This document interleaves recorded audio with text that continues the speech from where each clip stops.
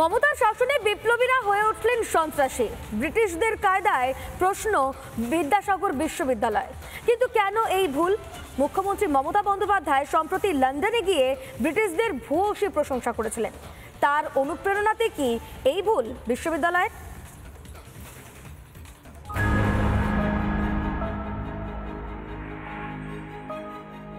মমতা ব্যানার্জির সরকার স্বাধীনতা সংগ্রামীদেরকে সন্ত্রাসবাদী আখ্যা দিচ্ছে।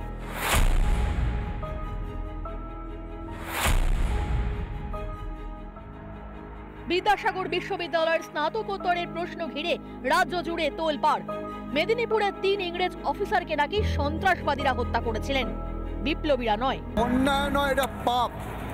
তৃণমূল সরকারে আমরা আমাদের সেখানে হচ্ছে প্রশ্ন করা হচ্ছে সুকুমারমতি বালক বালিকাদের। সেই প্রশ্নে বলা হচ্ছে কোন কোন সন্ত্রাসবাদী। এই রাজ্যে তো সবই মুখ্যমন্ত্রীর অনুপ্রেরণায় হয়, যিনি গত মার্চে লন্ডনে গিয়ে ব্রিটিশ স্তুতি করেছিলেন। I love UK because we have an emotional relation, historical relation, heritage from the heritage point of ours and from yours also. 190 years you ruled in India, and when you ruled before independence, Calcutta was the capital of India. মমতার British প্রীতির প্রমাণ দিতেই কি ইতিহাস পরীক্ষায় এমন প্রশ্ন? স্বাধীনতা সংগ্রামীদের নিয়ে ঘৃণ্য চক্রান্ত। তৃণমূল কংগ্রেস আসলে কংগ্রেস যেমন রাষ্ট্রীয় স্তরে বরাবর চেষ্টা করে গেছে ভারতবর্ষের এই সশস্ত্র বিপ্লবের যে ধারা বা সশস্ত্র আন্দোলনের যে ধারা, সেই ধারাকে অন্য নামে আখ্যায়িত করার, সেই রকম এখানেও তৃণমূল কংগ্রেস করছে। আজকে ভবিষ্যৎ প্রজন্মকে বিকৃত ইতিহাস শেখানোর চেষ্টা করা হচ্ছে সুপরিকল্পিতভাবে, যাতে ভারতবর্ষের ভবিষ্যৎ প্রজন্ম ভারতবর্ষের প্রকৃত অতীত না জানতে পারে। ভারতের স্বাধীনতা আন্দোলনের আঁতুড়ঘর মেদিনীপুর। মমতার রাজত্বে সেখানকার বীর সন্তানরাই হয়ে গেলেন সন্ত্রাসবাদী। কেন এই গভীর ষড়যন্ত্র? ভাইস চ্যান্সেলরকে শোকজ এবং কোশ্চেন সেটারকে সাসপেন্ড করতে হবে, এবং কোশ্চেন সেটার কে ছিল এই নামটা বাংলা জানতে চায়। তিনি কি টুকরে টুকরে গ্যাংয়ের মেম্বার? তিনি কি মোহাম্মদ আলী জিন্নার অবৈধ সন্তান? এটা বাংলা জানতে চায়। মেদিনীপুরের ভূমিপুত্র বিরোধী দলনেতার সুর সপ্তমে, আর রাজ্যের মন্ত্রী আরেক মেদিনীপুরবাসী মিনমিন করছেন।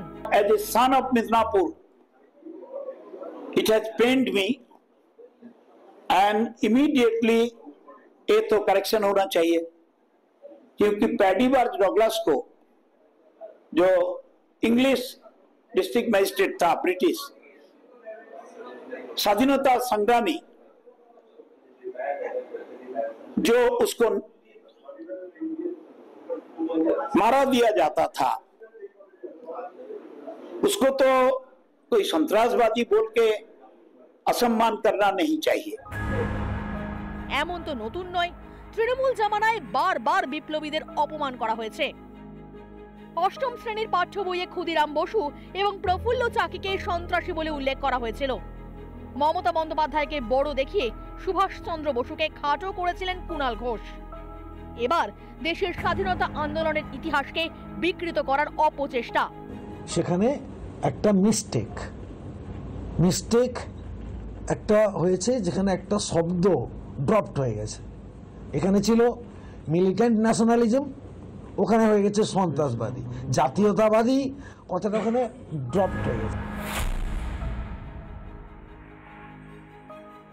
এত বড় অন্যায় কি ভুল বলে ধামাচাপা দেওয়া যায়? বীর বিপ্লবীদের বুকে আগলে রাখে বাঙালি, তাদের কেন বারবার অপমান করবে তৃণমূল? মমতার আমলে কি বিপ্লবীরা সন্ত্রাসী আর রোহিঙ্গারা বিপ্লবী? রিপাবলিক বাংলা।